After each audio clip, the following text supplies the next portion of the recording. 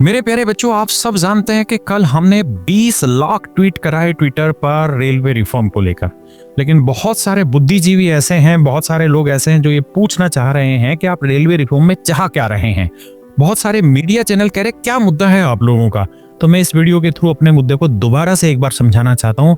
मेरे दोस्तों, ये महीना चल रहा है जुलाई 2025 का और दांव पर लगी है 3.5 करोड़ से ज्यादा युवाओं की उम्मीदें।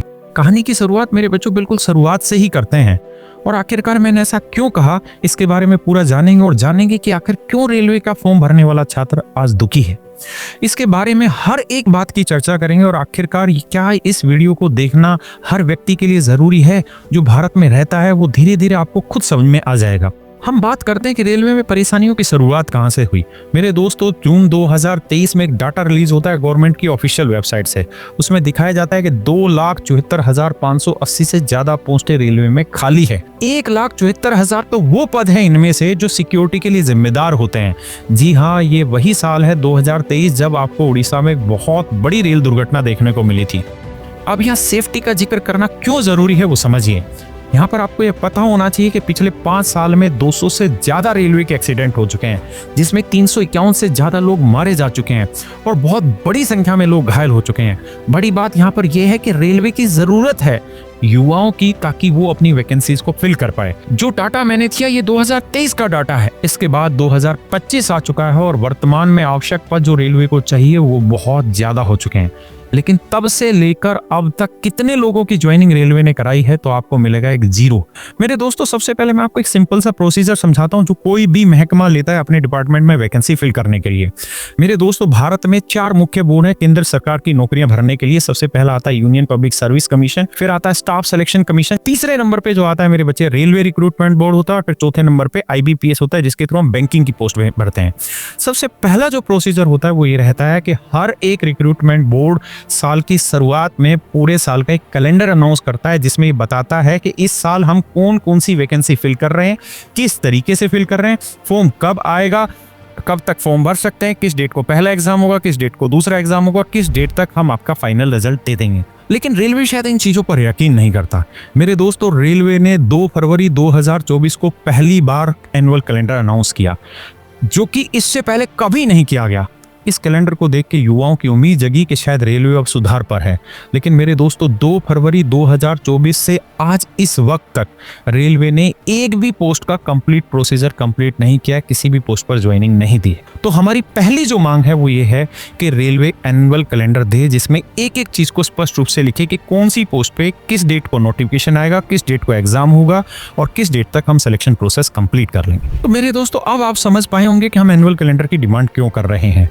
रेलवे में इतनी दिक्कतें हैं कि ना जाने कितने ऐसे एग्जाम है जिनका नोटिफिकेशन निकाल दिया गया लेकिन आगे कोई प्रोसेस नहीं किया गया। जिन एग्जाम में प्रोसेस किया गया, जिन एग्जाम की एग्जाम डेट आई, उन एग्जामों में बहुत सारी शिफ्टों में एग्जाम कैंसिल कर दिया गया। कुछ शिफ्टों में तो इस वजह से भी एग्जाम कैंसिल कर दिया गया कि क्वेश्चन रिपीट हो रहे हैं। यानी जिस दिन ये पेपर बना रहे हैं और जिस दिन पेपर हो रहा है उस दिन ये डिसाइड कर रहे हैं कि अरे क्वेश्चन तो रिपीट हो गए, इसलिए पेपर कैंसिल कर दिया जाता है। मेरे दोस्तों, दूसरी बात आप ये समझिए कि हर एक बच्चा जब फॉर्म भरता है तो फीस देता है 500 रुपए। अगर 500 रुपए एक बच्चा फीस देता है और मेरे दोस्तों अगर 3.25 या 3.5 करोड़ बच्चा फॉर्म भरता है तो मैं 3 करोड़ को भी 500 से गुना करता हूं तो रुपए आते हैं 1500 करोड़। और ये 1500 करोड़ किसकी जेब से आ रहे हैं? क्या बड़े बड़े शिक्षाविदों की जेब से आ रहे हैं? क्या बड़े बड़े पैसे वालों की जेब से आ रहे हैं? नहीं, ये आ रहे हैं रिक्शा चालक के बच्चों से, रेहड़ी पे काम करने वाले बच्चों से। मेरे दोस्तों, निहायत ही गरीब बच्चों की जेब से पैसा लिया जा रहा है।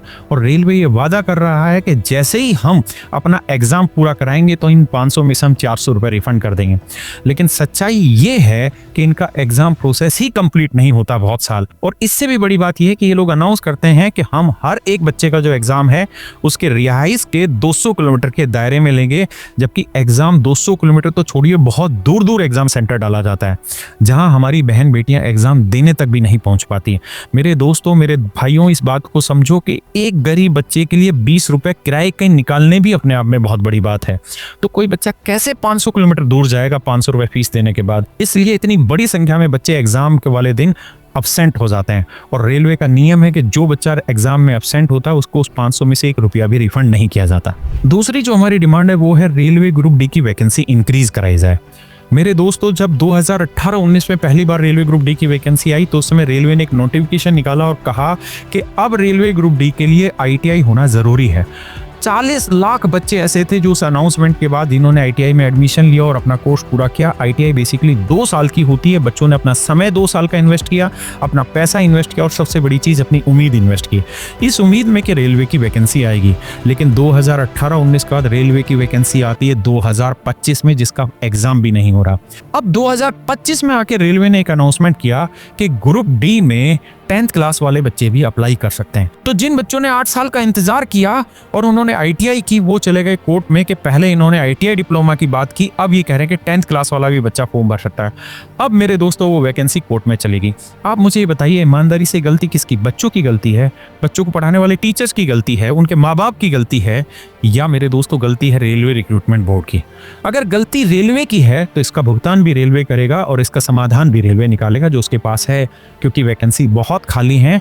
और अगर बहुत वैकेंसी खाली है तो जो आईटीआई वाले हैं उनको उनका हक दिया जाए, जो 10th वाले हैं उनको उनका हक दिया जाए, क्योंकि ना उम्मीदी बहुत बड़ा खंजर होता है किसी के लिए भी। मेरे दोस्तों, एक बात समझिएगा, जब भी कोई बच्चा किसी कॉम्पिटिटिव एग्जाम की तैयारी करता है, चाहे वो तैयारी कर रहा हो ग्रुप डी की, एमटीएस की, चपरासी की, इंस्पेक्टर की, या फिर तैयारी कर रहा हो आईएएस आईपीएस की, शुरुआत के 1-2 साल जो उसकी मेहनत होती है उसमें उसकी एक भी नौकरी नहीं लगती। लेकिन जब उसकी मेहनत एक पीक पे आ जाती है तो मेरे दोस्तों उसकी 3-4 जगह एक साथ नौकरी लगती है। और जब एक बच्चे को 3-4 जगह एक साथ नौकरी मिलती है तो उनमें जो बेस्ट होता है उसे वो चूज करता है।